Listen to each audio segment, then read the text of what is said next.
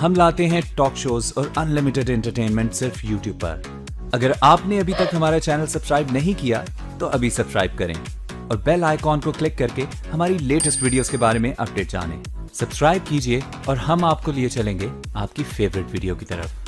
जरा नम हो तो ये मट्टी बड़ी जरखेज है साकी। फैसलाबाद के इलेक्ट्रिकल के होनहार तालिब इल्म ने घरेलू इस्तेमाल की अशिया से एटीएम मशीन बना ली। पासवर्ड देने से पैसे भी हासिल किए जा सकते हैं। फैसलाबाद का डीएई इलेक्ट्रिकल का 20 साल होनहार तालिब इल्म जिसने घर में इस्तेमाल होने वाली अशिया से एटीएम मशीन बना डाली। मशीन गत्ता, वायर, लकड़ी, मोटर और बैटरी से तैयार की गई है। ये माशाल्लाह 5,000 में कंप्लीट हुआ है। इसमें हुकूमत गत्ता, अगर वगैरह घर की जो भी चीज़ें हैं वो यूज़ की हुई मैंने, तो ये एटीएम मशीन कंप्लीट हुई है।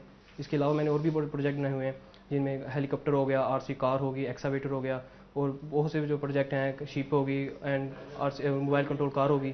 भाई का कहना है कि अगर सुलेमान को प्लेटफॉर्म मुहैया किया जाए तो सुलेमान बहुत अच्छा काम कर सकता है। ये सब सारा कुछ इसका जुनून है, ये अपने जुनून से खेलता रहता है।